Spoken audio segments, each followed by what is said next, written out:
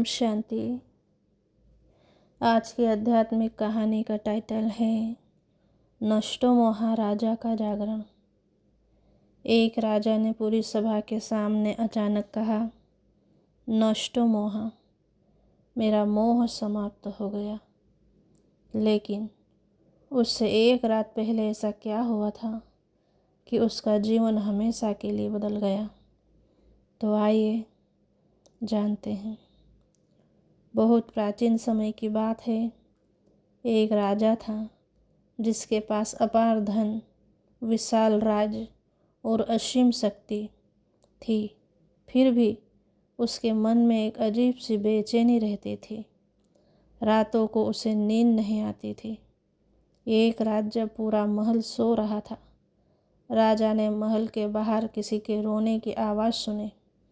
वह स्वयं बाहर गया और देखा कि एक वृद्ध सन्यासी चुपचाप बैठा है।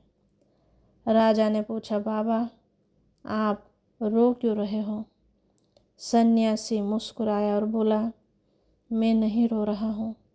मैं तो उन लोगों पर दया कर रहा हूँ जो इस सराय को अपना स्थायी घर समझ बैठे हैं। राजा सन्यासी बाबा की बात सुनकर चौंक गया।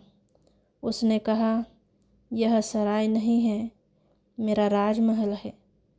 तभी सन्यासी ने शांत स्वर में पूछा, राजन, तुमसे पहले इस महल में कौन रहता था? राजा बोला, मेरे पिताजी रहते थे। सन्यासी ने फिर पूछा, पिताजी से पहले कौन रहते थे? राजा बोला, मेरे दादाजी।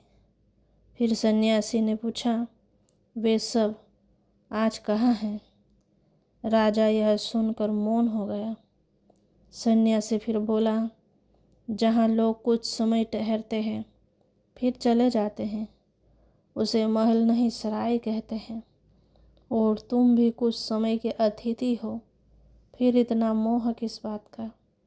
सन्यासी की यह शब्द बिजली की तरह राजा के हृदय में उतर गए।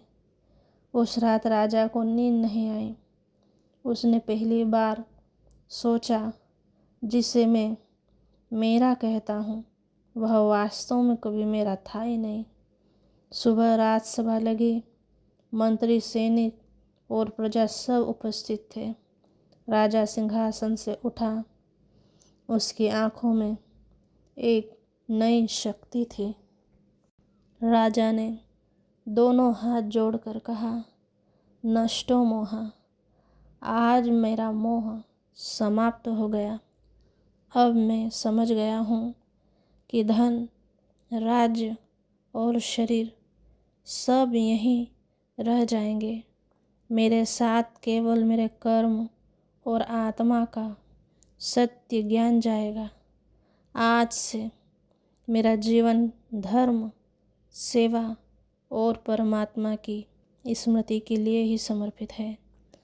उस दिन के बाद राजा ने अपना राजपाट नहीं छोड़ा, बल्कि मोह छोड़कर राजधर्म निभाया।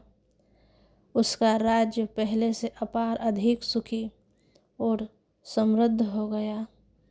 तो हे पार्थ, कहानी से हम सभी को यही शिक्षा मिलती है कि जब मन से मेरा तेरा का भाव समाप्त हो जाता है, तभी सच्ची शांति और ईश्वर का अनुभव होता है। ओम शांति।